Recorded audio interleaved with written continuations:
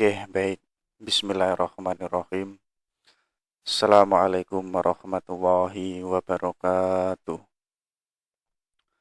Alhamdulillahi rabbil alamin. Wabihi nasta'in wa ala umuri dunya waddin. Salatu wassalamu ala asrafil anbiya'i wal mursalin. Sayyidina wa maulana Muhammad wa ala ali Sayyidina Muhammad. Asyhadu an la ilaha illallah wa asyhadu anna Muhammadar Rasulullah. Raditu billahi robba wa bil islami dina. Bi Muhammadin nabiyyan wa rasula. Rabbi zidna ilma waryuhna fahma. Amin amin ya Allah ya rabbal alamin. Allahumma arinal haqqa haqqa warzuqna tiba'ah. Wa arinal batila batila warzuqna istinabah.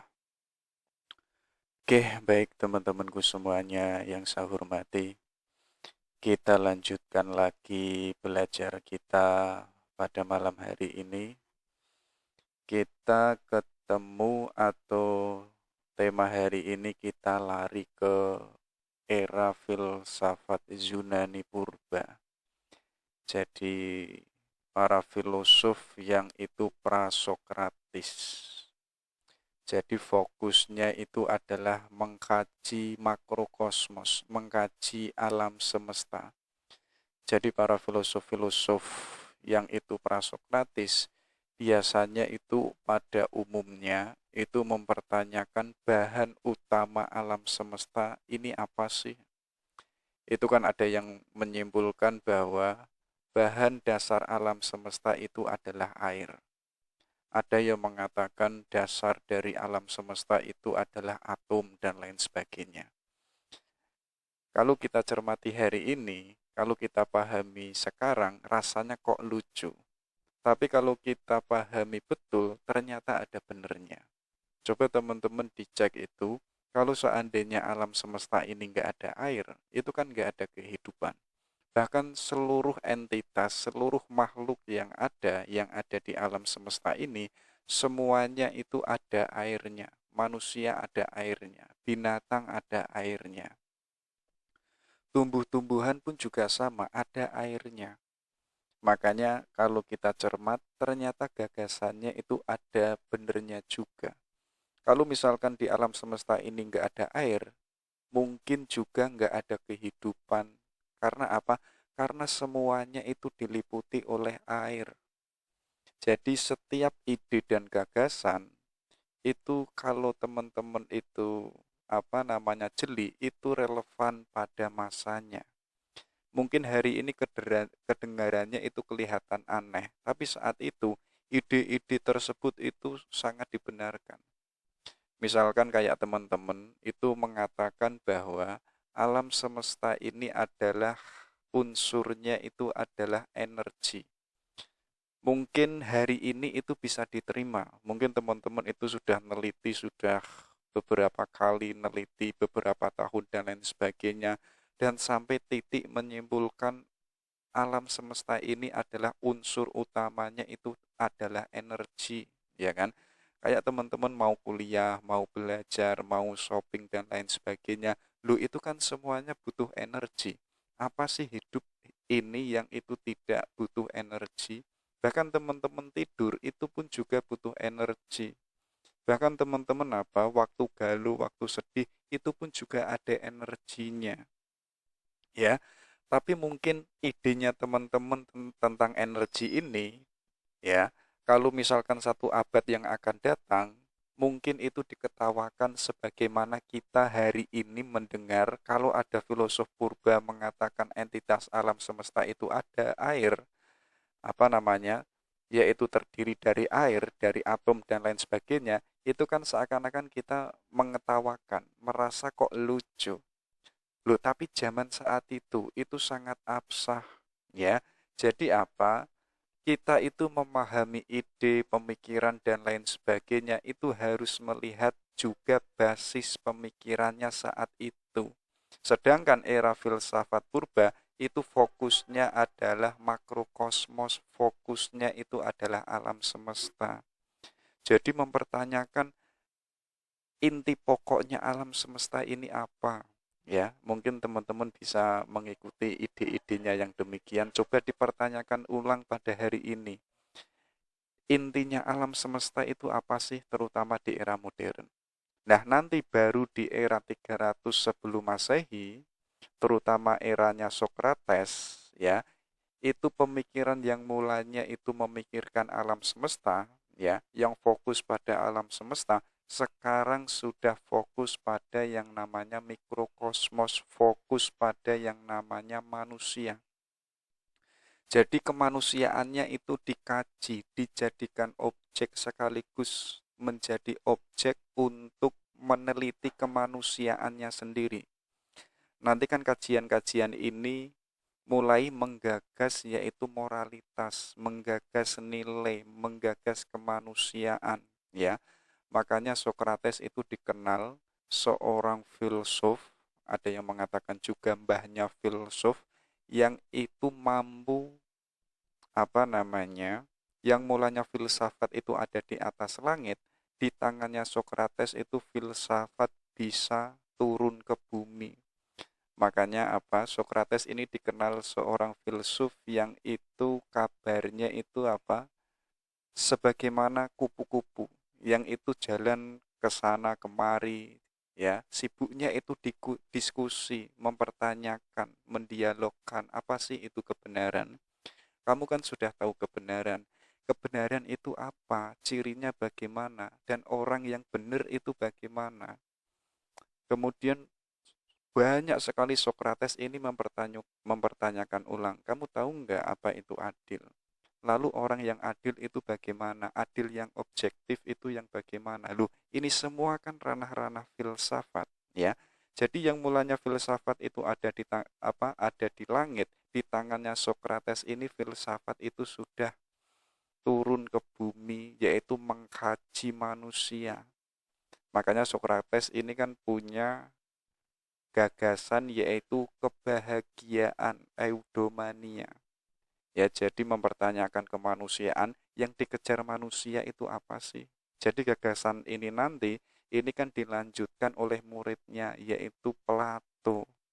Plato pun juga sama, yaitu mengkaji manusia, terutama mengkaji negara.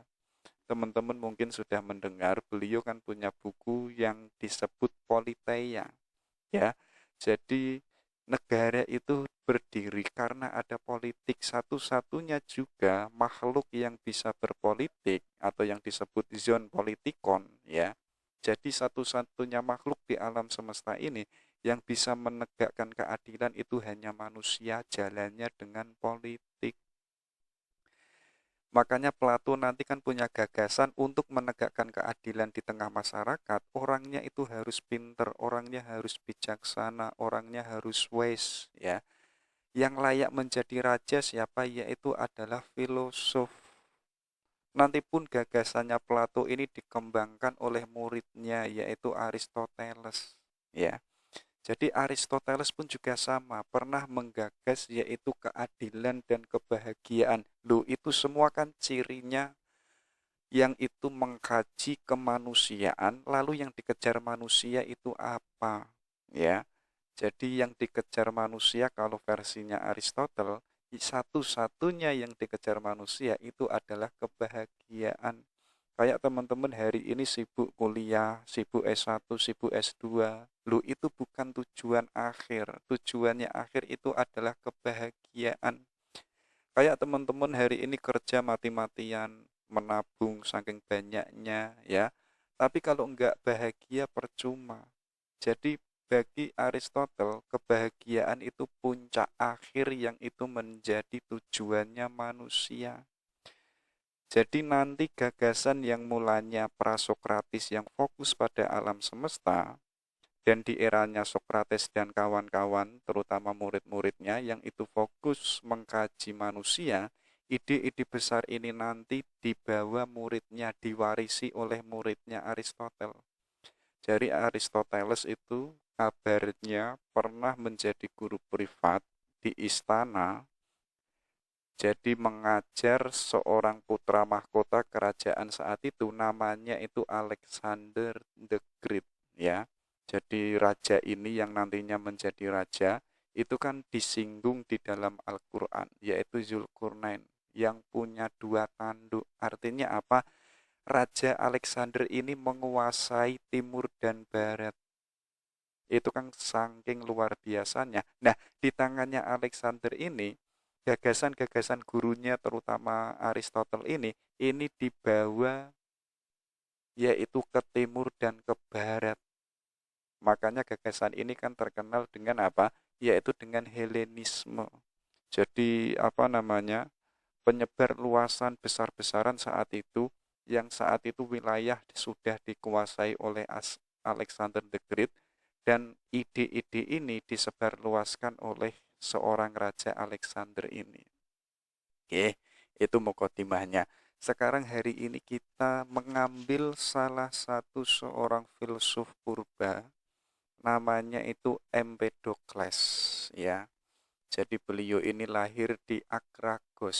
Jadi Akragos itu salah satu kota yang dulu itu masuk di daerah Yunani. Kalau sekarang itu masuk di Eropa. Jadi beliau ini lahir tepatnya pada tahun 5 sebelum Masehi. Jadi umat Kristen itu belum ada, Islam itu belum ada. Dan kabarnya beliau ini adalah seorang bangsawan dan sekaligus keturunan-keturunan atau nasabnya itu pun juga para bangsawan. Katanya Aristotle, Empedokles ini umurnya hanya sampai 60 tahun, ya. Jadi saat itu umur 60 tahun itu mungkin umur yang pendek, tapi jangan salah, seorang filsuf Empedokles ini pun juga orang yang banyak menguasai cabang ilmu. Kabarnya beliau pun juga seorang tabib, seorang dokter, dan juga seorang penyair, ahli sastra. Bahkan kabarnya juga ahli pidato, ahli dialektika, dan seorang politikus.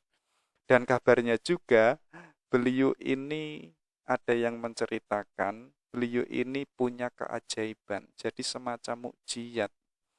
Kalau orang Jawa itu menyebutnya dukun, jadi punya ilmu-ilmu yang sifatnya itu mistik. Coba teman-teman nanti dikejar ya. Jadi memang zaman-zaman saat itu pra filsuf purba itu termasuk filsuf yang namanya Thales itu kan juga dia punya keilmuan yang sifatnya itu mistis, yang itu diawali dari yang namanya bilangan. Jadi saat itu bilangan itu enggak ada, dan di tangannya Thales ini bilangan ini kemudian ada, yang mulanya angka itu terbatas, kemudian ketika ditemukan bilangan, angka itu sudah tidak terbatas, ya. Jadi angka yang mulanya itu faktual, bisa diukur dan bisa dihitung, sekarang di tangannya Thales itu angka itu menjadi sakral, angka itu menjadi semacam sesuatu yang tidak bisa dijangkau oleh manusia.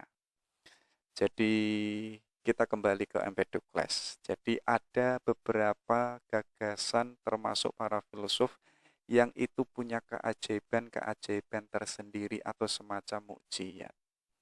Jadi beliau ini punya gagasan yang sangat terkenal. Kalau teman-teman itu cermat, sebenarnya ide-idenya itu dipengaruhi terutama itu dari Pitagoras dan juga dipengaruhi oleh Parmenides dan dipengaruhi juga yaitu Heraklitus yang kemarin sudah kita kaji yang mengatakan semuanya itu berubah, dan beliau ide-idenya juga itu dipengaruhi oleh Xenophanes. Jadi nanti kabarnya juga beliau pun meninggalkan karya. Kalau nggak salah teman-teman coba dicek karyanya itu judulnya On Nature. Ada juga judul apa namanya naskahnya itu purification, yaitu pembersihan atau penyucian jiwa. Ada juga karyanya itu fragmen, ya, jadi semacam tulisan-tulisan penegasan-penegasan dari Empedokles ini. Jadi nanti di akhir kehidupan beliau ini agak semacam mistis, agak semacam mitos. Jadi menurut legenda di eranya Empedokles ini, beliau itu meninggal yaitu dengan terjun dari gunung yang itu namanya Gunung Etna, ya. Jadi kalau hari ini kita menyebutnya itu beliau meninggalnya itu bunuh diri. Oke, gitu ya. Itu sedikit dari kehidupan Empedokles. Jadi teman-teman kalau itu ngejar biografinya Empedokles itu naskahnya sangat sedikit, ya. Jadi jarang sekali yang itu menggagas autobiografinya beliau yang itu secara keseluruhan itu jarang sekali. Makanya kita ambil pokok-pokoknya saja dari kehidupannya Empedokles. Coba kita masuk apa saja yang itu menjadi gagasannya Empedokles. Jadi beliau ini punya kepribadian, ya, yang itu sangat mencintai yang namanya keselarasan hidup di dunia ini, ya.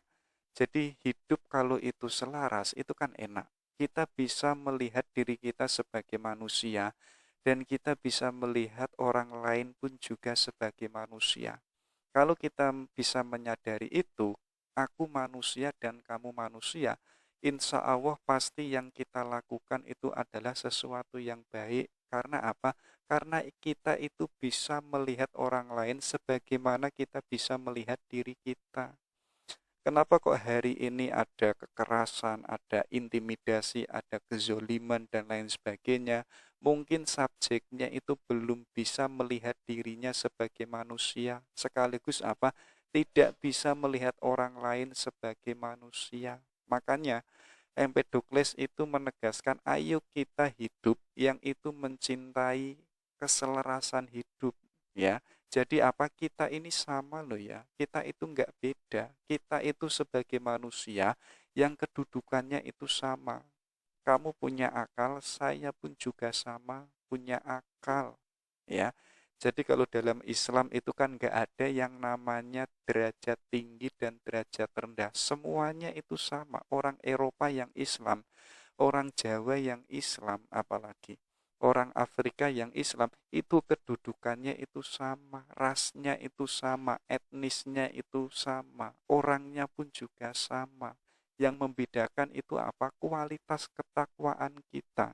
Nah, untuk bisa hidup ini selaras dan kita bisa saling menghormati satu sama lain dan kita bisa menyadari bahwa kamu itu manusia sebagaimana diri saya, kita harus hidup yang itu mencintai keselarasan, ya.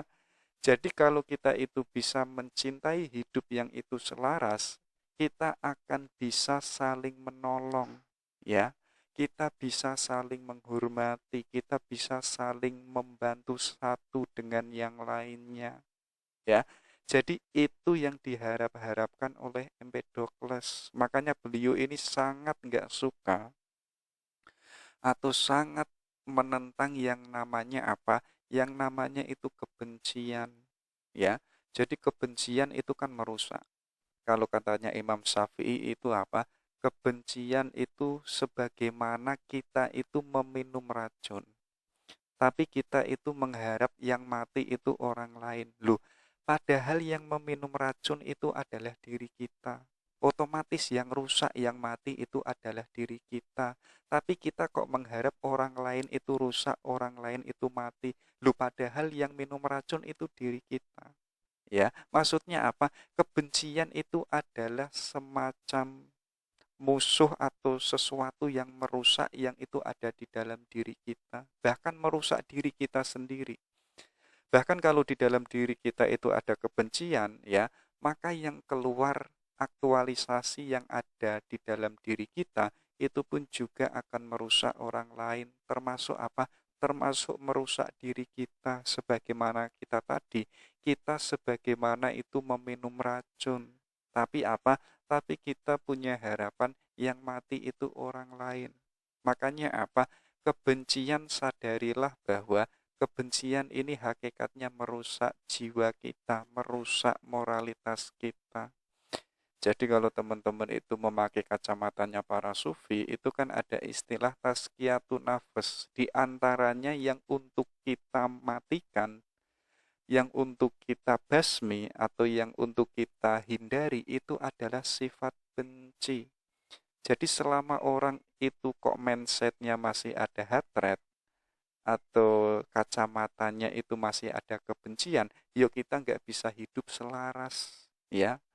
Kenapa kok demikian? Karena kacamata kita itu hitam. Yang kita lihat itu sesuatu yang hitam. Kita tidak bisa melihat sesuatu itu yang putih, yang baik, dan lain sebagainya. Nah, untuk agar kita itu hidup kita itu selaras, bisa menolong satu sama dengan yang lain, bisa menghormati orang lain, ayo kita yang namanya itu menyingkirkan kebencian yang ada di dalam diri kita. Jadi teman-teman kalau memakai kacamatanya Socrates itu, kalau ada musuh yang itu benci sama kita, atau ada pesaing yang tidak suka dengan kita itu nggak perlu membalasnya, kita itu nggak perlu meresponnya. Jadi fokuslah pada peningkatan kualitas diri kita untuk menjadi manusia yang itu berprestasi, untuk menjadi manusia yang itu selalu bertambah nilainya, nilai kemanusiaannya itu senantiasa bertambah. Jadi orang-orang yang itu benci dengan kita atau orang yang gak suka dengan diri kita, dia sendiri itu akan kalah dengan diri kita walaupun diri kita itu fokus dengan nilai kemanusiaan kita. Jadi apa? Untuk mengalahkan orang yang itu tidak suka dengan kita nggak perlu membalasnya. Kita nggak perlu membalas kebencian dengan kebencian, tapi balaslah dengan meningkatkan kualitas nilai kemanusiaan kita. Ya, jadi biar apa? Biar orang yang nggak suka kita itu sadar, oh ternyata nilai saya itu jauh lebih rendah daripada orang yang kita benci, ya. Jadi ayo kita singkirkan kebencian-kebencian yang ada di dalam diri kita. Karena apa? Karena kebencian ini akan menimbulkan pertentangan, akan menimbulkan peperangan. Ya, kalau kebencian ini masih ada, yuk kita hidupnya nggak bisa selaras, apalagi kita menjadi manusia yang bisa mencintai hidup harmoni. Ya, jadi kenapa kehidupan ini harmoni, berjalan yang itu sesuai dengan sunatullah? Ya karena kita mencintai hidup yang itu hidupnya selaras, tidak ada yang namanya kebencian. Oke, itulah kepribadian Empedokles. Teman-teman bisa menirunya sebagai moto hidup. Jadi sebelum agama-agama itu lahir, Kristen itu belum lahir, Islam itu belum lahir, di mana Kristen Islam yang nanti belakangan mengatakan, ayo kita hidup yang itu saling menghormati antar sesama. Makanya setiap agama itu kan ada aturan emas, ada golden rule, ya. Jadi apa? Jadi manusia yang bisa memanusiakan manusia, memperlakukan manusia sebagaimana memperlakukan dirinya sendiri. Jadi jauh-jauh hari sebelum agama mengatakan itu, Empedokles itu sudah punya kepribadian tentang itu. Makanya apa? Itulah pentingnya kita belajar biar kita itu nggak kaget, biar kita itu dikit-dikit nggak merasa wow, ya. Kalau kita mau belajar, ada sesuatu yang baru hari ini, hakikatnya jauh-jauh hari itu sudah ada. Kenapa kok teman-teman itu kaget? Ya karena teman-teman nggak mau belajar. Kalau kita mau belajar, kita sudah mengetahui, nanti ada sesuatu ide yang seabsurd apapun, ya. Ada gagasan-gagasan yang itu muncul tiba-tiba yang itu sangat unik, kita meresponnya itu biasa-biasa saja. Karena sebelum-sebelumnya, di setiap fase peradaban, setiap fase sejarah, itu pun juga lahir ide-ide yang absurd, ide-ide yang unik. Jadi kita bisa memahami terlebih dahulu sebelum ada ide-ide yang akan datang. Makanya apa? Ayo kita senantiasa menambah ilmu. Kita nggak boleh capek, kita nggak boleh bosan. Oke, itu ya. Itu kepribadian atau attitude-nya Empedokles. Baru kita masuk ke filsafatnya. Jadi sebagaimana di awal tadi, para filosof purba yang itu fokus mempertanyakan apa sih asas dari alam semesta ini, Jadi gagasannya Empedokles yang itu dikenal sebagai 4 unsur alam semesta, sebenarnya itu adalah sintesa dari seorang filsuf sebelumnya, yaitu apa? Yaitu Parmenides. Jadi Parmenides ini mengatakan segala sesuatu itu tidak dilahirkan sebagai hal yang baru. Jadi tidak ada sesuatu yang baru, itu enggak ada. Selanjutnya apa? Dan tidak dapat dimusnahkan. Ya kayak teman-teman misalkan hari ini sebagai manusia, yang itu lahir sebagai manusia, itu bukan sesuatu yang baru. Karena apa? Karena sebelumnya itu pun juga sudah ada manusia. Dan sekaligus teman-teman itu tidak dapat dimusnahkan. Walaupun teman-teman itu hari ini meninggal, tapi kan jejak dan sejarahnya teman-teman masih ada. Ya, karyanya teman-teman masih ada. Mungkin teman-teman hari-hari ini yang itu membuat kebaikan berupa YouTube, berupa karya, berupa tulisan, walaupun teman-teman itu sudah nggak ada, tapi hakikatnya dia masih ada. Jadi sesuatu itu tidak dilahirkan sebagai sesuatu yang baru, ya. Jadi semuanya itu sudah ada dan tidak dapat dimusnahkan. Itu katanya Parmenides, dan beliau ini mengatakan segala sesuatu yang ada itu tidak dapat berubah. Jadi gaya atau pemikirannya Parmenides ini adalah antitesanya dari pemikirannya Heraklitus. Kalau Parmenides mengatakan segala yang ada itu tidak dapat berubah, tapi katanya Heraklitus segala sesuatu itu berubah dan mengalir. Apa sih yang gak berubah di alam semesta ini? Ya, kayak teman-teman tadi yang waktu pagi menjadi mahasiswa, itu pada malam hari itu sudah tidak menjadi mahasiswa. Artinya apa? Artinya sudah berubah. Mungkin teman-teman pada malam hari ini yang itu menjadi apa, misalkan menjadi pedagang atau menjadi pebisnis, mungkin pada pagi harinya sudah menjadi mahasiswa atau sudah menjadi pendidik. Itu kan berubah juga. Mungkin kelihatannya sama, tapi apa, substansinya itu berubah. Jadi katanya Heraklitus, nggak ada sesuatu yang tetap, itu nggak ada. Semuanya itu berubah. Makanya kan Heraklitus punya gagasan yang terkenal sekali. Jadi kalau ada orang yang itu masuk ke sungai yang sama, yang itu kedua kalinya, yang kedua kali ini airnya atau sungainya itu sudah tidak sungai yang pertama. Sungainya itu sudah berubah. Orangnya pun juga sudah tidak sama sebagaimana orangnya waktu itu ke sungai di waktu pertama kali. Jadi yang kedua ini sudah tidak orang yang pertama. Ya, walaupun orangnya itu sama, tapi hakikatnya dia itu berbeda. Sungainya pun juga sama, kelihatannya itu mengalir. Kelihatannya itu ada airnya, ada pohon-pohonnya, ada daun-daunnya dan lain sebagainya. Tapi hakikatnya airnya itu nggak sama sebagaimana air yang kemarin. Makanya Heraklitus pun juga punya gagasan, matahari yang kita lihat setiap pagi di pagi hari, ya, kita kan menyimpulkan itu kan matahari yang sama dengan matahari yang kemarin.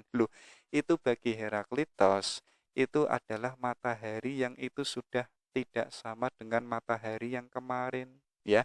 Jadi matahari yang tiap hari terbit itu adalah matahari yang baru, yang hakikatnya itu sudah berubah, yang itu sudah tidak sama dengan matahari yang kemarin. Itu katanya Heraklitus, ya. Makanya nanti pada puncak gagasannya Heraklitus itu, ya, jadi walaupun alam semesta ini enggak tetap, yang semuanya itu berubah, satu-satunya yang enggak berubah itu adalah perubahan itu sendiri. Jadi kalau itu ditarik dalam ranah agama, yang tidak berubah itu adalah Tuhan. Selain Tuhan yang itu disebut makhluk, itu semuanya itu adalah berubah. Satu-satunya yang tidak berubah itu adalah Tuhan. Jadi gagasannya Heraklitus ini berbeda dengan Parmenides, ya. Jadi di satu sisi mengatakan semuanya berubah, tapi bagi Parmenides Segala yang ada itu tidak dapat berubah. Kamu yang hari ini manusia, besok pun juga manusia. Nggak mungkin kamu menjadi hewan, nggak mungkin kamu menjadi Tuhan apalagi. Itu nggak mungkin. Yo kamu yang hari ini, besok yo kamu manusia sebagaimana yang kemarin. Matahari pun juga sama. Loh, matahari yang kemarin dengan matahari yang hari ini itu nggak berubah, itu adalah matahari yang sama. Jadi Parmenides kita katakan ini sebagai antitesa, sebagai tesis, Heraklitos ini sebagai antitesanya.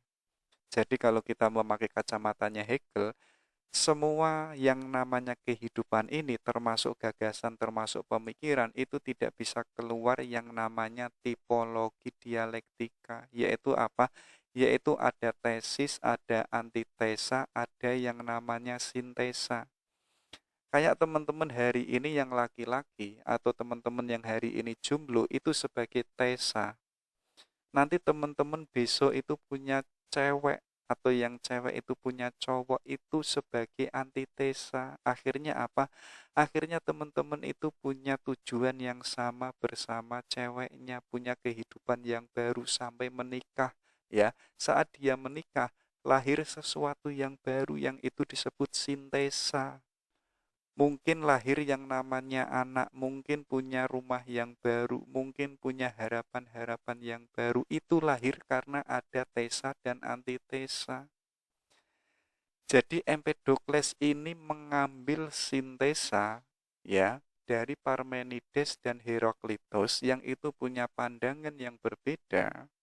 Akhirnya diambil oleh Empedokles bahwa segala sesuatu itu tidak dapat berubah ya. Jadi apa namanya, mungkin alam semesta ini ada banyak perubahan-perubahan ya, tapi hakikatnya itu nggak berubah. Karena apa? Karena yang namanya api itu tidak bisa berubah selain api. Yang namanya api itu tetap api. Jadi api itu tidak akan berubah menjadi air. Udara pun juga sama, tidak akan berubah menjadi tanah. Tanah pun juga sama, tidak akan berubah menjadi udara, apalagi menjadi air, dan seterusnya. Sebagaimana tadi manusia, kita yang hari ini manusia, itu pun juga tidak dapat berubah. Kita yang manusia, besok pun juga sama kita sebagai manusia. Kita nggak bisa yang manusia berubah menjadi udara atau menjadi air. Ya, jadi ini gagasan Empedokles yang itu diambil dari Parmenides yang tadi mengatakan segala yang ada itu tidak dapat berubah. Tapi katanya Empedokles ya, kalau Heraklitos mengatakan satu-satunya yang gak berubah itu adalah perubahan itu sendiri, tapi katanya Empedokles apa? Alam semesta ini hakikatnya itu memiliki 4 unsur. Yaitu apa? Yaitu tanah, air, udara, dan api. Yang itu sifatnya absolut, yang sifatnya itu kekal, yang sifatnya itu tidak berubah. Ya, jadi mungkin ada banyak sesuatu yang itu berubah yang macam-macam. Tapi ada 4 unsur di alam semesta ini, ya, yang itu hakikatnya itu nggak bisa berubah, yang sifatnya itu kekal, sifatnya itu abadi. Ya, jadi itu. Jadi gagasannya Empedokles yang terkenal yang beliau menyimpulkan asas alam semesta ini bukan air saja, bukan atom saja, melainkan apa? Melainkan alam semesta ini terdiri dari 4 unsur. Yang itu semuanya nanti alam semesta ini bergerak, alam semesta ini hidup, semuanya itu dilingkupi yang namanya 4 unsur, yaitu tanah, air, udara, dan api. Oke, itu ya. Itu adalah sintesanya Empedokles yang itu diambil dari Parmenides dan Heraklitus. Oke, kita coba loncat sedikit, ada gagasan Empedokles yang itu juga sama diambil dari Parmenides. Jadi ada teori dari Empedokles yang itu disebut kosmogenik. Jadi beliau ini mengatakan bahwa Sesungguhnya di alam semesta ini tidak ada sesuatu yang baru. Kayak teman-teman yang hari ini mengatakan apa? Yang hari ini mengatakan aku punya HP baru. Loh, jangan salah.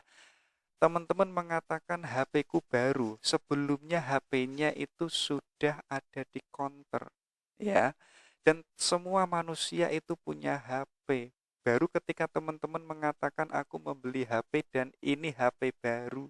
Loh, memangnya kemarin nggak ada HP? Kemarin itu sudah ada HP. Kayak teman-teman mengatakan aku punya cewek baru karena kemarin saya jomblo. Loh, emangnya ceweknya ini sesuatu yang baru? Itu enggak. Yang namanya cewek yang baru, kemarin ceweknya itu sudah ada. Mungkin teman-teman mengatakan ceweknya itu adalah anaknya Pak Lurah, sekarang menjadi pacar saya. Loh, yang kemarin pun juga sudah ada anaknya Pak Lurah yang itu hidup, yang itu eksis, yang itu beraktivitas. Tapi hanya saja sekarang kemarin teman-teman mengatakan itu adalah cewek saya yang baru. Loh, itu kemarin kan sudah ada. Ya, ceweknya kan sudah ada. Jadi alam semesta ini nggak ada sesuatu yang baru, itu nggak ada. Jadi teman-teman mengatakan bajuku baru, apalagi tahun baru, kayak kemarin tahun baru 2023, itu kan seluruh dunia semua manusia mengatakan tahun baru, ya.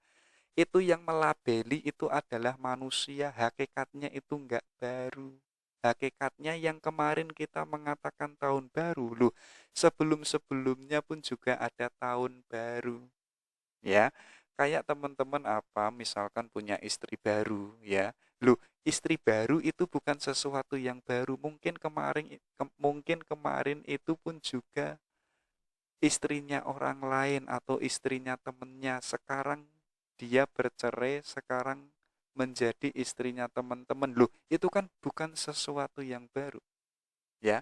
Jadi kita hari ini yang mengatakan kita punya sesuatu yang baru dan kita menegaskan itu, hakikatnya itu adalah mitos. Itu yang membuat itu adalah manusia. Tapi bagi Empedokles yang dia menegaskan di alam semesta ini yang ada seluruh isinya itu apa? Itu tidak ada sesuatu yang baru. Kalau tadi di awal Empedokles mengatakan arse atau unsur dasar alam semesta itu ada api, udara dan lain sebagainya, itu pun juga bukan sesuatu yang baru. Walaupun itu bukan sesuatu yang baru, tapi alam semesta ini hakikatnya terdiri dari 4 elemen tersebut, ya. Makanya Empedokles ini mengatakan api itu dikaitkan dengan yang panas. Coba teman-teman dipertanyakan atau dikritisi, antara api dan panas itu lebih dahulu yang mana? Ya, lebih dahulunya yang api. Loh, kalau itu lebih dahulu api, artinya api kan nggak panas. Tapi kita sampai hari ini menegaskan yang namanya api itu panas. Ya, jadi segala sesuatu itu bisa dikaitkan secara bersamaan. Ya, kita yang hari ini sebagai manusia, kita punya akal. Loh, kita yang sebagai manusia ini lebih dahulu mana? Ya, lebih dahulu jisim kita atau lebih dahulu akal kita? Kita kan sulit membedakannya. Sebagaimana api yang itu tidak bisa dipisahkan dengan panas. Kalau kita mengatakan lebih dahulu yang panas, yuk, panas ini enggak ada bentuknya. Panas itu ada bentuknya, ada wujudnya karena ada api. Api pun juga sama. Kalau api ini misalkan membakar atau ada wujudnya, tapi kok enggak panas, ya api ini enggak bisa eksis. Eksisnya itu enggak ada. Makanya apa? Makanya nggak ada sesuatu yang baru itu nggak ada. Sama juga dengan udara. Ya, jadi udara itu dikaitkan dengan yang namanya dingin. Coba kayak api tadi, lebih dahulu mana udara dengan dingin? Ya, kalau ada udara pasti itu dingin. Kalau teman-teman menegaskan lebih dahulu dingin, loh, kalau nggak ada udara itu nggak bisa dingin. Seperti halnya tanah yang itu dikaitkan dengan yang kering, air pun juga sama, yang itu dikaitkan dengan yang basah. Artinya itu adalah semacam satu kesatuan. Kalau kita menyimpulkan lebih dahulu api, lebih dahulu udara, lebih dahulu tanah, tapi kalau api ini nggak ada substansi panasnya, api itu tidak bisa dikatakan api. Air pun juga sama, kalau itu tidak ada basahnya, ya, itu pun air nggak punya substansinya. Tapi kok air hanya substansi saja, nggak ada basahnya, yo air ini nggak bisa eksis. Artinya sebenarnya Empedokles ini ingin mengatakan dan menegaskan, walaupun alam semesta ini ada 4 elemen besar yang itu semuanya mengandung di alam semesta ini, tapi hakikatnya alam semesta ini tidak ada sesuatu yang baru. Kayak tadi di awal, kayak teman-teman mengatakan cewekku ini adalah cewek yang baru. Loh, kemarin kan sudah ada ceweknya. Sama saja teman-teman mengatakan aku punya cewek anaknya Pak Lurah. Ya, loh, anaknya Pak Lurah kemarin-kemarin kan sudah ada. Jadi nggak ada sesuatu yang baru, itu nggak ada. Itu ya. Itu dari Empedokles, teori yang disebut kosmogenik yang ini diambil dari Parmenides yang tadi mengatakan jadi nggak ada sesuatu yang baru kemudian nggak bisa dimusnahkan, dan itu dikembangkan oleh Empedokles. Baik, kita lanjutkan. Beliau pun juga mengatakan alam semesta ini yang sudah ada, ya, yang itu diliputi oleh 4 elemen atau 4 unsur antara api, air, udara, dan api, ya, itu hakikatnya menyatu dan terpisah, sifatnya itu plural, ya. Coba teman-teman dicek. Empedokles ini mengatakan jika sekuntum bunga atau seekor binatang yang itu mati, ya, keempat unsur itu terpisah lagi. Jadi maksudnya apa? Jadi setiap makhluk yang ada di alam semesta ini, hakikatnya itu ada unsur 4 elemennya. Ada 4 unsurnya yang itu tidak bisa keluar dari itu, termasuk sekuntum bunga. Jadi sekuntum bunga itu yang mulanya itu menyatu, ya, yang itu hidup, yang itu berbunga, lu itu kan menjadi satu kesatuan, ya. Kemudian bunga ini bertumbuh, berbunga dan lain sebagainya. Tapi di dalamnya bunga ini pun juga ada airnya, ada tanahnya dan lain sebagainya. Tapi pun sekuntum bunga atau seekor binatang termasuk manusia itu bisa menyatu dan terpisah. Jadi ketika manusia ini sudah mati atau sekuntum bunga ini layu dan itu mati, itu adalah katanya Empedokles, itu adalah terpisah. Kenapa kok terpisah? Karena antara tanah, udara, api, dan air itu sudah terpisah, tidak bisa, sudah tidak menyatu di antara setiap entitas yang ada di alam semesta ini, ya. Jadi apa?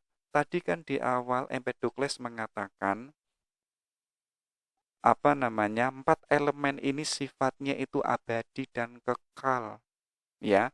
Jadi kalau ada makhluk itu menyatu dan dia itu hidup dan eksis, itu bukan berarti tanahnya itu mati, bukan berarti udara yang itu mengandung di dalam diri manusia, bukan berarti itu mati, itu masih ada. Yang mati itu hanya manusianya, yang mati itu hanya sekuntum bunganya, yang mati itu hanya binatang-binatangnya.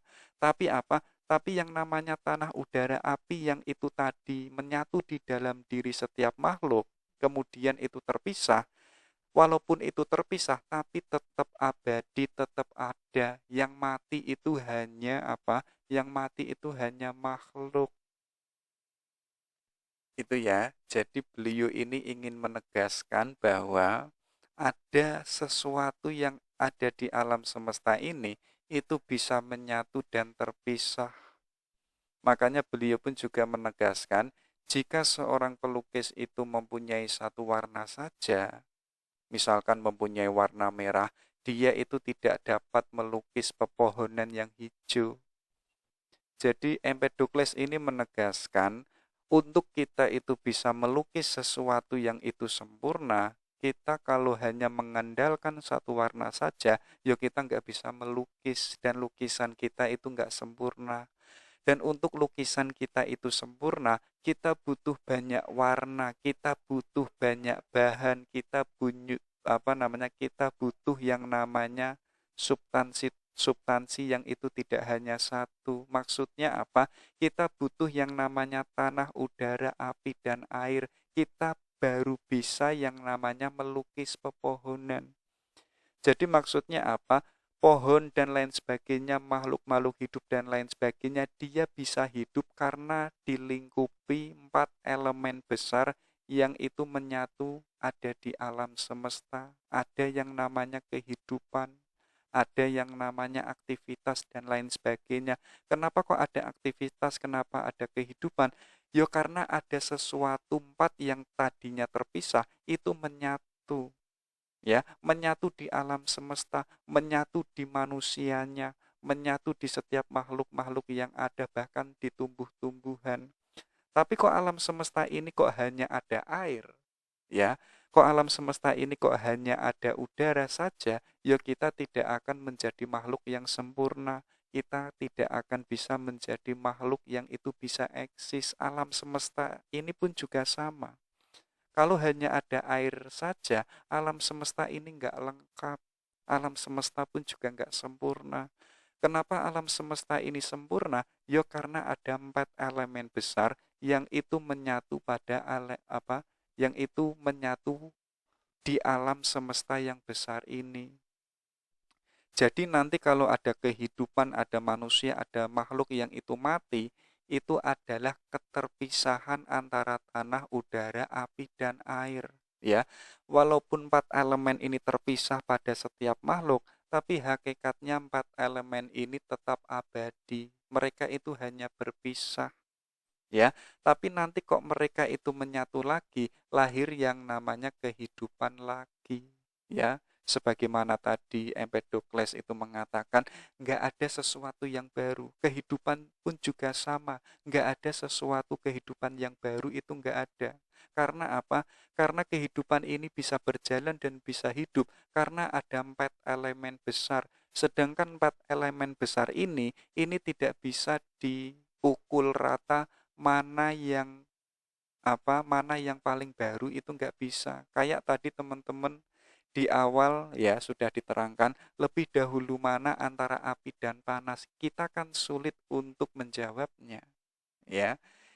Jadi alam semesta demikian sebagaimana ditegaskan oleh Empedokles, yaitu sifatnya menyatu dan terpisah. Kenapa kok bisa menyatu?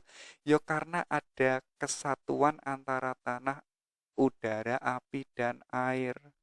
Ya, tapi ketika tanah, udara, api, air ini kok dia terpisah, ya kehidupan nggak ada, manusia nggak ada, tumbuh-tumbuhan nggak ada. Ya, dari situlah lahir yang namanya teori yang sangat terkenal sekali. Ya, kenapa kok ada penyatuan, ada terpisahan? Karena ada cinta dan benci. Ya, kita mungkin bisa menganggapnya cinta dan benci ini semacam hukum kausalitas. Ya, jadi kenapa kok ada kehidupan yang itu harmonis, yang itu dilingkupi oleh 4 elemen besar yang itu menyatu, yang menyatukan itu adalah kekuatan cinta. Kayak teman-teman punya kehidupan bersama, punya harapan ke depan yang itu harapannya sama, punya tujuan yang sama, yang itu hidup rukun, itu hidup bahagia, yang itu dijalani dengan pasangannya. Loh, itu kan bisa menyatu, yang menyatukan itu adalah cinta. Tapi kok teman-teman nanti gagal, nanti diduakan, ya, nanti diselingkuhi dan lain sebagainya, akhirnya terpisah, yang memisahkan itu adalah benci. Ya, jadi alam semesta yang itu terdiri dari 4 elemen besar, itu bisa menyatu dan berpisah, Ya karena ada kekuatan yang itu disebut cinta dan benci. Jadi apa? Jadi katanya Empedokles, dua kekuatan itu ibarat cairan yang halus yang itu meresapi semua benda. Jadi setiap benda, setiap makhluk, setiap entitas yang ada di alam semesta ini, itu semuanya ada yang namanya cinta dan benci yang itu meresap di setiap makhluk, di setiap benda. Jadi teman-teman dicek, kita kan kadang punya cinta. Kadang di sisi lain kita pun juga punya benci. Nah, cinta ini bisa menyatukan, bisa mengindahkan hidup kita, bisa menjadikan hidup kita itu berkualitas. Kita menjadi sosok manusia yang itu punya nilai. Kenapa kok demikian? Karena kita punya cinta. Tapi kok di dalam diri kita ada benci, yo nilai kemanusiaan kita tidak naik kelas, akhirnya banyak musuh, akhirnya hidup kita rusak, akhirnya hidup kita semrawut. Kenapa kok demikian? Yo karena di dalam diri kita ada benci. Ya, makanya apa? Adanya cinta dan benci ini bisa apa namanya? Bisa membentuk sesuatu yang mulanya terpisah yang itu menyatu, ya. Walaupun itu menyatu yang itu disatukan oleh cinta, ini pun juga bisa terpisah, bisa yang namanya cerai. Kalau memakai bahasa hari ini, yang bisa menceraikan siapa? Yaitu adalah benci. Ini kalau dibawa dalam kehidupan, ya. Jadi teman-teman coba dicek, kalau hidup kita itu kok penuh cinta, rasanya kan enak, rasanya kan bahagia. Kita bisa hidup rukun, kita bisa hidup yang itu penuh dengan keadilan. Loh, itu semuanya dibangun karena ada cinta. Kenapa kok suatu negara itu rusak? Kenapa kok suatu negara itu misalkan saling perang satu dengan yang lain? Itu kan menunjukkan keterpisahan, itu kan menunjukkan ada jarak yang menjadikan ada yang menjadikan adanya jarak itu adalah karena ada benci. Makanya apa? Makanya ayo kita saling mencintai biar hidup kita bisa menjadi satu kesatuan. Oke, itu ya. Jadi kalau tadi mengatakan semua kehidupan ini yang itu diliputi oleh 4 elemen besar yang itu bisa menyatu dan terpisah, ya, itu bisa menyatu karena ada cinta dan itu bisa terpisah karena ada benci. Dan cinta dan benci ini ibaratnya sebentuk cairan yang halus yang itu ada di setiap makhluk, ada di setiap benda.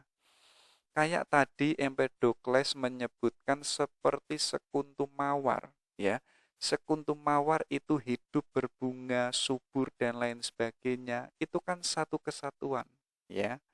Itu kan kalau dilihat kan indah, dilihat kan menyenangkan. Itu bisa menyatu, bisa bertumbuh karena ada cinta. Tapi ketika bunga sekuntum mawar ini kok layu, kemudian kok mati, ya, itu tadi disebutkan bahwa itu karena terpisah antara api dan udara dan lain sebagainya. Itu sudah tidak menjadi satu kesatuan. Yang memisahkan siapa? Yaitu adalah kebencian. Oke, itu ya. Coba kita lanjutkan. Ketika Empedokles itu punya gagasan yang punya sintesa tadi, ya, yang namanya cinta dan benci itu ada di setiap benda dan makhluk. Kemudian beliau itu menarik benang merah yang itu menggagas zaman. Jadi beliau itu punya pandangan 4 zaman. Jadi zaman pertama ketika cinta ini dominan. Ketika cinta itu menguasai segala-galanya. Jadi beliau mengibaratkan dunia yang itu menyatu ketika cinta itu ada di dalamnya. Gambarannya itu seperti halnya bola.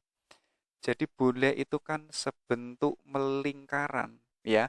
Itu bisa menyatu, bisa harmonis karena cinta itu dominan.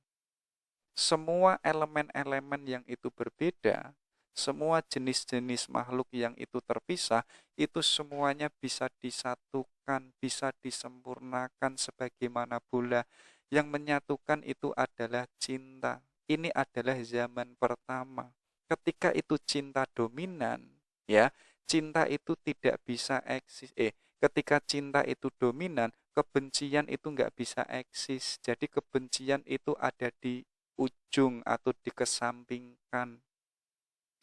Jadi kayak gambarannya teman-teman hidupnya hari ini kok penuh cinta, itu kan benci nggak bisa eksis, benci kan nggak bisa wujud. Ya, kalau kok kita misalkan hidupnya penuh benci, ya akhirnya cinta ini nggak dominan. Sebagaimana zaman pertama ketika cinta itu menguasai segala-galanya. Hidup ini adalah penuh dengan keadilan. Hidup ini harmonis. Hidup ini satu kesatuan. Hidupnya sejahtera. Karena dasarnya itu adalah cinta. Nggak ada yang namanya kebencian. Tapi ketika sudah masuk zaman yang kedua, benci ini mulai apa? Mulai masuk untuk menceraikan benda-benda atau anasir-anasir yang ada di alam semesta ini. Jadi alam semesta ini yang mulanya dulu dikuasai oleh cinta, sekarang kebencian itu masuk dan bisa masuk untuk mencerai-beraikan benda-benda yang ada di alam semesta. Jadi mungkin gambarannya yang mulanya masyarakatnya itu damai, masyarakatnya itu sejahtera, tiba-tiba ada kezoliman, tiba-tiba ada pembunuhan, tiba-tiba ada yang namanya diskriminasi satu dengan yang lainnya. Ya, akhirnya apa? Akhirnya antara cinta dan benci ini saling bertarung. Jadi tinggal tunggu mana yang menang. Kalau yang menang itu cinta, yo zaman itu akan kembali pada zaman pertama. Tapi kok yang namanya cinta ini kalah dengan yang namanya benci, yo akhirnya apa? Zamannya itu berubah menjadi zaman yang ketiga. Jadi zaman ketiga ini ketika benci itu menguasai segala-galanya. Jadi yang pertama semuanya itu harmonis, semuanya itu menyatu, kemudian kebencian itu masuk, yang mulanya harmonis itu semuanya dirusak, akhirnya dunia zaman ketiga semuanya itu rusak, semuanya itu terpisah, ya. Jadi apa? Cinta itu sudah tidak punya kekuatan, cinta itu sudah tidak punya kekuatan lagi. Yang punya kekuatan itu adalah kebencian.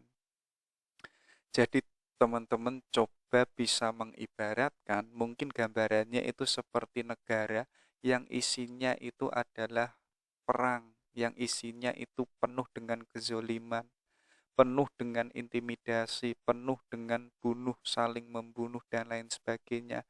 Itu adalah zaman ketiga. Jadi zaman ketiga ketika isinya itu adalah kebencian. Setiap melihat orang yang dilihat itu adalah benci, ya. Setiap melihat orang yang dilihat itu bagaimana saya bisa menguasai orang itu dan lain sebagainya. Tapi jangan salah ketika zaman ketiga yang itu dikuasai oleh benci, cinta ini akan masuk lagi ke zaman ketiga.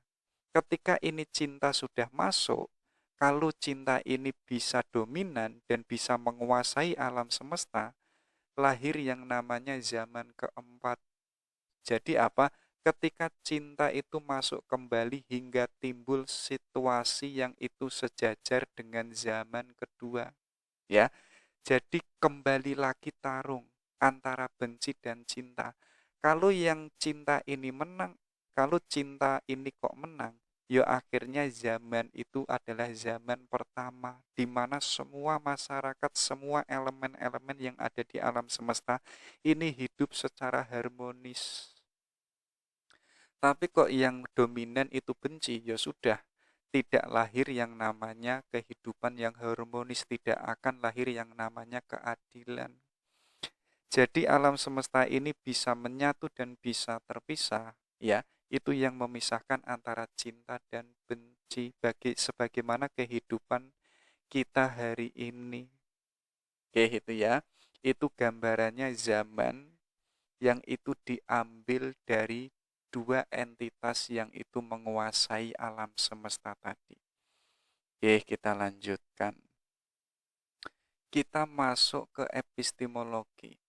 Jadi Empedokles ini punya gagasan yang unik yang mengatakan bahwa bagaimana manusia itu bisa mengetahui sesuatu yang ada di luar dirinya. Ya, untuk kita bisa masuk ke epistemologi ini, asumsinya pertama apa? Yang sama itu mengenal yang sama. Coba teman-teman dicek, kalau teman-teman itu saling mencintai di antara ceweknya yang itu saling mencintai, itu akan bisa saling mengenal. Saling bisa memahami antara satu dengan yang lainnya. Kenapa kok bisa mengenal? Karena hakikatnya ada kesamaan. Kalau kok itu tidak ada kesamaan, hakikatnya kita tidak bisa mengetahui. Termasuk manusia, kok bisa mengetahui berbagai macam banyak yang itu ada di alam semesta ini. Ya, kita bisa mengetahui sesama manusia, yo karena kita sama sebagai manusia. Kita kok bisa mengetahui makhluk-makhluk hidup yang itu tidak sama dengan manusia. Jangan salah, kita bisa mengetahui itu karena kita ada kesamaan dengan mereka. Contoh kecil, hewan itu makan, kita itu pun juga sama makan. Kita bisa mengetahui hewan karena ada kesamaan hewan yang itu ada di dalam diri kita. Jadi Empedokles tadi di awal menyebutkan seluruh alam semesta ini itu dilingkupi oleh 4 elemen besar, yaitu ada api, udara, dan lain sebagainya, yang itu pun juga ada di dalam diri manusia. Ya, ketika di dalam diri manusia itu ada 4 elemen besar itu, sedangkan alam semesta yang besar ini pun juga ada 4 elemen yang sama, artinya apa? Kita itu ada kesamaan dengan alam semesta. Kalau kita memakai kacamatanya tasawuf falsafi, itu kan dijelaskan manusia itu mikrokosmos alam semesta kecil. Tapi jangan salah, di dalam dirinya manusia itu ada makrokosmos alam semesta besar. Jadi apa? Kita itu bisa mengetahui sesuatu alam yang itu sifatnya besar ini. Kita bisa mengetahui semuanya. Kenapa kok kita bisa mengetahui? Loh, karena di dalam diri kita itu ada alam semesta. Ya, jadi apa? Makanya banyak para sufi itu mengatakan hakikat ilmu pengetahuan yang hakiki ketika manusianya itu bisa melihat ke dalam dirinya. Karena apa? Karena di dalam dirinya itu ada makrokosmos, ada alam semesta besar. Jadi apa? Walaupun kita itu kelihatan makhluk yang kecil, tapi hakikatnya kita itu adalah makhluk yang itu menguasai alam semesta. Jadi apa? Alam semesta yang ini isinya macam-macam, yang isinya itu banyak, itu semuanya ada di dalam diri manusia sebagaimana itu ditegaskan oleh Empedokles. Kenapa kita bisa mengetahui ada angin? Yo karena di dalam diri kita ada angin. Kenapa kita bisa mengetahui tanah? Karena di dalam diri kita ada tanahnya. Ya, jadi apa? Kita yang sebagai manusia yang di dalam diri kita punya 4 elemen besar, sedangkan alam semesta yang besar ini pun juga punya 4 elemen besar, kita itu sama. Ya, kalau kita sama, akhirnya kita bisa mengetahui sesuatu semua yang ada di luar diri kita. Jadi barang yang itu saking banyaknya yang ada di alam semesta ini, hakikatnya kita itu bisa mengetahui karena kita itu sama dengan alam semesta. Alam semesta itu punya 4 unsur. Kita yang sebagai manusia, kita pun juga punya 4 unsur itu. Makanya beliau itu menegaskan, seperti halnya bunga, kita itu bisa melihat itu bunga. Loh, bunga itu ada tanahnya, ada airnya. Manusia itu pun juga ada tanahnya dan ada airnya. Dari situ kita bisa mengetahui bahwa itu bunga. Kita pun juga bisa mengetahui itu kupu-kupu, itu rusa, itu gajah. Loh, rusa dan gajah ini pun ada airnya, ada tanahnya, ada udaranya yang itu dimiliki oleh manusia. Jadi yang dimiliki oleh gajah itu pun juga dimiliki oleh manusia, artinya kita sama. Di situ kita bisa mengenal, di situ lahir yang namanya ilmu pengetahuan. Jadi kalau ditarik dalam epistemologi atau ilmu pengetahuan, kenapa kok kita bisa mengetahui kita punya ilmu, kita punya banyak macam gagasan? Ya karena kita sama sebagaimana alam semesta. Itulah epistemologi yang menurut saya unik dari Empedokles. Oke, ada juga. Kok banyak ya? Jadi beliau tadi punya buku yang namanya itu Purification. Maksudnya apa? Bukunya ini yang itu membahas tentang penyucian, yaitu terutama membahas tentang jiwa. Jadi gagasannya Empedokles ini terinspirasi dari gagasannya Pitagoras. Jadi Pitagoras itu punya pandangan yaitu apa? Yaitu jiwa itu bisa reinkarnasi, ya. Jadi jiwa seseorang itu hakikatnya itu bisa pindah atau bisa reinkarnasi. Kenapa kok ada reinkarnasi? Karena jiwa ini ada kotoran-kotorannya, jiwa ini masih ada dosa-dosanya. Kalau jiwa ini masih kotor, maka tugas kita yang sebagai manusia, tugasnya itu adalah tazkiyatun nafas, yaitu mensucikan jiwa kita biar jiwa kita itu bening dan bersih. Kalau jiwa kita itu sudah suci dan bening, kita tidak akan bisa lagi reinkarnasi. Ya, dari gagasannya Pitagoras ini dilanjutkan oleh Empedokles bahwa manusia itu adalah wujud dewa yang itu dijatuhkan dari langit akibat pernah melakukan dosa. Ini kan sebagaimana pandangan Islam yang itu punya gagasan bahwa dulu Nabi Adam itu hidup sudah bahagia, hidup sudah enak, tapi kok melakukan dosa dengan makan buah kuldi yang itu dilarang oleh Tuhan. Jadi yang mulanya Nabi Adam ini sudah hidup bahagia, jiwanya itu sudah suci, ya. Tapi kok tiba-tiba melakukan dosa. Jadi dosa ini adalah sesuatu yang itu mengotori jiwa kita. Akhirnya apa? Akhirnya kita dulu yang itu seakan-akan itu seperti halnya dewa, jiwa kita itu bersih, ya. Kemudian kita melakukan dosa, akhirnya kita itu diturunkan dari langit menuju ke bumi, ya. Jadi tugas kita ke bumi itu apa? Yaitu menghapus dosa-dosa kita, kesalahan-kesalahan kita yang pernah kita lakukan, yaitu dengan berbuat kebaikan, dengan hidup yang harmonis, dengan hidup yang penuh cinta. Kalau jiwa kita kok sudah suci, karena kita sucikan dengan kebaikan dan lain sebagainya, nanti kita akan bisa kembali lagi menjadi wujud yang asal, yang itu menjadi dewa.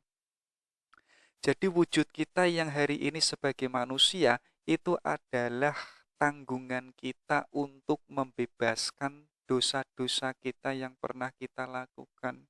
Makanya apa? Ayo kita tazkiyatun nafas, ayo kita sucikan jiwa kita. Kalau kita memakai kacamatanya Empedokles, kalau jiwa kita itu sudah suci dan bersih, maka kita akan kembali lagi menjadi dewa. Makanya Empedokles itu pernah menegaskan, ya, jadi dirinya itu mengatakan dirinya itu sebagai daimon, yaitu sebagai dewa yang jatuh karena dosa dan dihukum untuk menjalani perpindahan jiwa selama 3 kali dalam 10.000 musim. Artinya apa?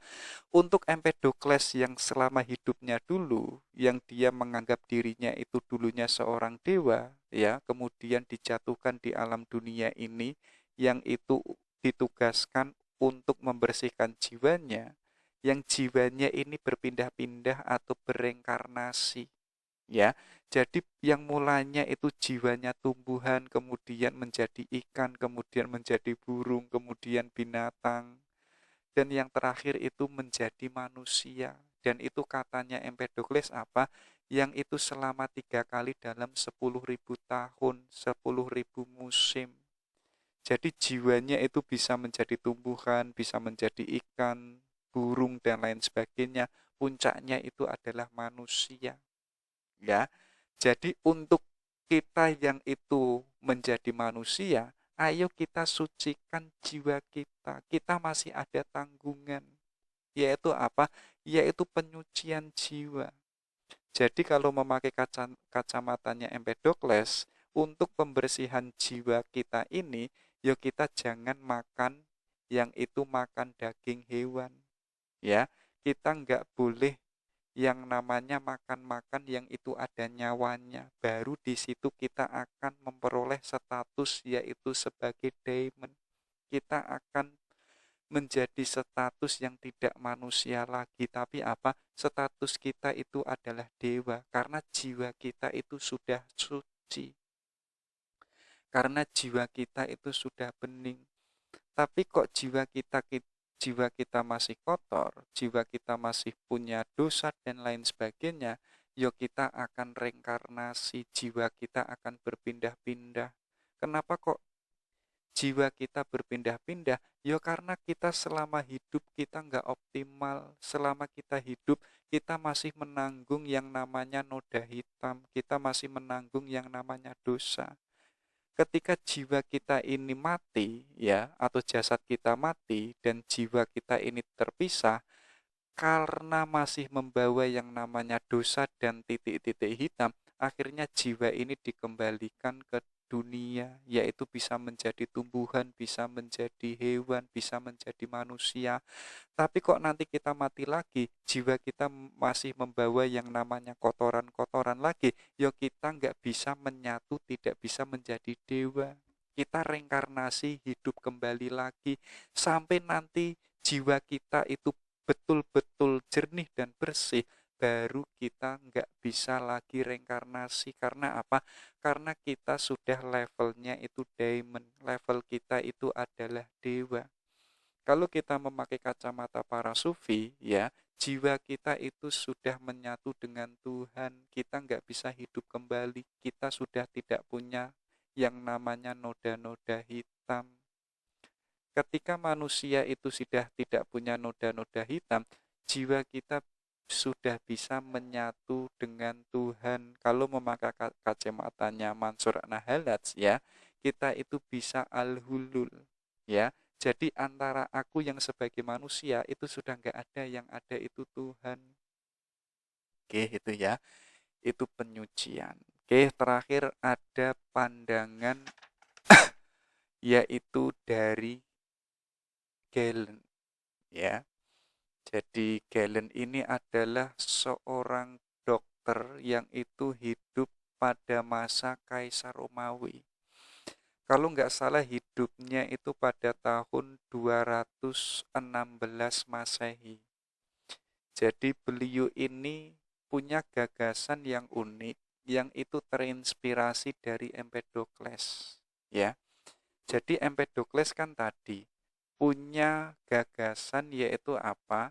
Alam semesta ini punya 4 elemen dasar, yaitu tanah, api, udara, dan air. Di mana antara 4 elemen ini dikombinasikan, ya, yang itu menjadi substansi yang itu bisa dikenal. Ya, jadi apa? Masing-masing 4 elemen itu yang itu ternyata saling berhubungan. Jadi tanah itu hubungannya dengan kering, api itu hubungannya dengan panas, udara hubungannya dengan hangat, dan lain sebagainya. Ya, karena itu ada yang namanya hubungan, kemudian Galen ini apa? Menghubungkannya dengan tubuh manusia. Ternyata apa? Ternyata tubuh manusia pun juga punya elemen yang itu apa? Yaitu 4 elemen besar tadi. Tapi kalau kacamatanya Galen, itulah yang disebut humor. Ya, Jadi humor ini adalah unsur dasar manusia. Jadi ketika 4 elemen itu tadi terpisah, ya, kemudian kok itu disatu padukan oleh Galen, lahir yang namanya humor yang ini menjadi dasarnya manusia. Jadi humor ini nanti ditarik menjadi yaitu kepribadiannya manusia. Jadi yang mulanya itu barang mentah, kemudian itu diambil sintesa, itu menjadi sesuatu yang baru. Jadi api yang itu terdiri hanya api, substansinya itu api, yang itu tidak bisa berubah menjadi udara, dan udara tidak bisa berubah menjadi air, itu diusahakan oleh Galen yang itu menjadi saling keterhubungan yang itu membentuk kepribadian manusia. Coba dicek ya. Yang pertama Galen itu mengatakan kalau manusia itu kelebihan darah, ya, orangnya itu hangat, orangnya itu penuh semangat, orangnya itu optimis. Jadi teman-teman hari ini kok penuh semangat, kelihatannya kok hangat, penuh hidupnya menggebu-gebu. Itu hakikatnya di dalam diri manusia itu kelebihan darahnya itu penuh misalkan. Nah, kenapa kok kelebihan darah? Ya tadi, karena Empedokles itu semua makhluk yang ada, itu ada yang namanya api. Nah, api di sini ditarik oleh Galen, yaitu berupa darah.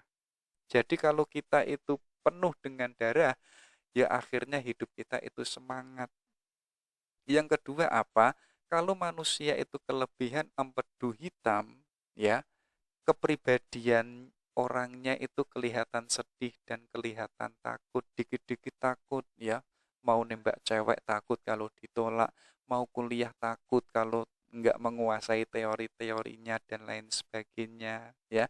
Ketika kita punya semacam kesedihan dan ketakutan, itu ketika kita itu kelebihan empedu hitam. Yang ketiga apa? Kelebihan empedu kuning. Ini adalah sebentuk kepribadian yang itu berapi-api, ya, reaksinya tinggi. Reaksi itu apa? Yaitu semacam mudah menangkap sesuatu yang disampaikan oleh orang lain. Kita sedikit-dikit itu paham, dikit-dikit itu mudah menangkap, ya. Kalau kita punya demikian atau punya kepribadian demikian, artinya apa? Kita itu kelebihan empedu kuning. Yang terakhir kelebihan lendir. Jadi kalau dalam diri kita itu banyak lendirnya, itu akan membentuk kepribadian kita yang itu lembek, yang itu lemah, ya. Karena apa? Karena di dalam diri kita itu banyak lendir, ya. Jadi kalau tadi Empedokles itu punya teori mentah, api ya api, udara ya udara, dan lain sebagainya, itu ditarik masuk ke dalam teori kepribadian.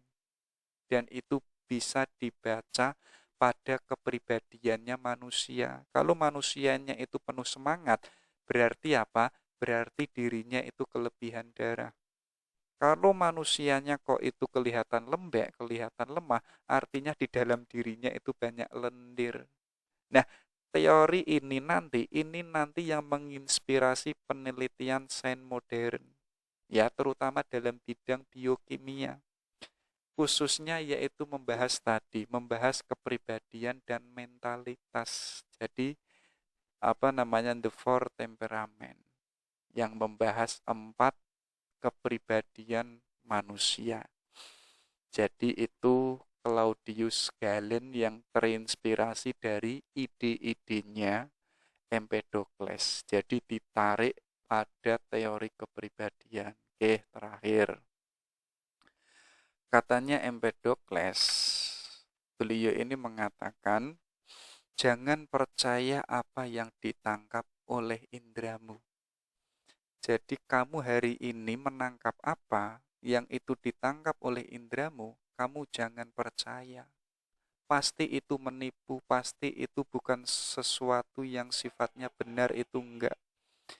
Jadi jauh-jauh hari sebelum Al-Ghazali mengatakan bahwa ilmu yang sumbernya itu dari indera sifatnya itu lemah, Ternyata jauh-jauh hari Empedokles itu sudah menegaskan, kalau kamu menangkap sesuatu yang itu ditangkap dengan indramu, kamu nggak boleh percaya. Karena apa?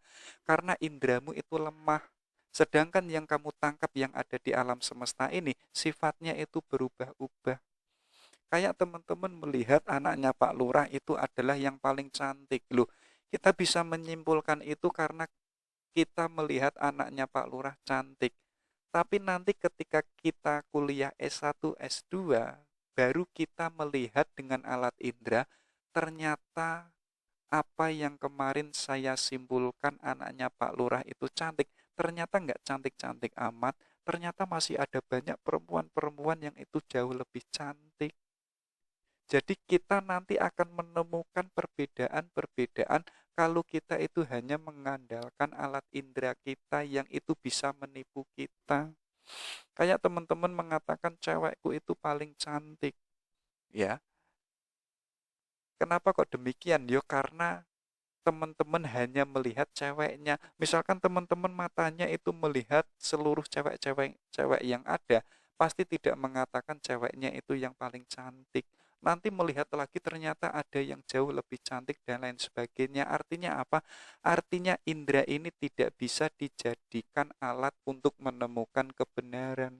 Kayak Al-Ghazali itu kan menegaskan, ya, indra itu mengatakan ketika pensil dimasukkan ke sungai, pensilnya kan bengkong. Ya, indra mengatakan pensilnya itu bengkong. Loh, ketika pensilnya itu ditarik dari sungai, pensilnya itu tetap tegak dan lurus. Artinya apa? Asumsi pertama tadi, indra yang mengatakan, yang menyimpulkan pena ini bengkong, ternyata ketika diangkat penanya ini tetap lurus dan tegak. Artinya kita tertipu dengan indra kita. Makanya Empedokles menegaskan, jangan percaya dengan apa yang ditangkap oleh indra. Oke, itu yang pertama. Yang kedua apa? Perang adalah seni menghancurkan manusia. Politik adalah seni untuk menipu mereka. Ya.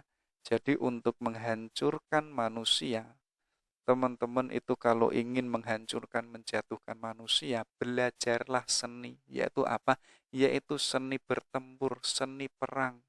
Kalau ingin menguasai suatu negara atau menguasai suatu daerah, belajarlah seni, yaitu seni perang. Dan politik itu adalah seni untuk menipu mereka. Kayak teman-teman hari ini masuk ke dunia politik yang sekarang punya kursi, punya jabatan, lalu membuat kebijakan-kebijakan, ya. Yang kebijakan itu apa? Yaitu adalah seni untuk menipu masyarakat, untuk menindas masyarakat dan lain sebagainya. Ya. Jadi ada dua asumsi yang itu dikatakan oleh Empedokles, bahwa perang itu adalah seni menghancurkan manusia dan politik adalah seni untuk menipu mereka.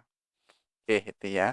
Itu dari Empedokles. Setidaknya hari ini kita punya pandangan dari Empedokles yang itu tadi mengatakan bahwa substansi alam semesta ini adalah yang itu terdiri 4 arse, 4 elemen, yang itu melingkupi seluruh makhluk-makhluk yang ada di alam semesta, termasuk adalah manusia. Oke, itu ya. Selebihnya mungkin teman-teman bisa mendalami lagi dari Empedokles. Oke, sekian, semoga bermanfaat.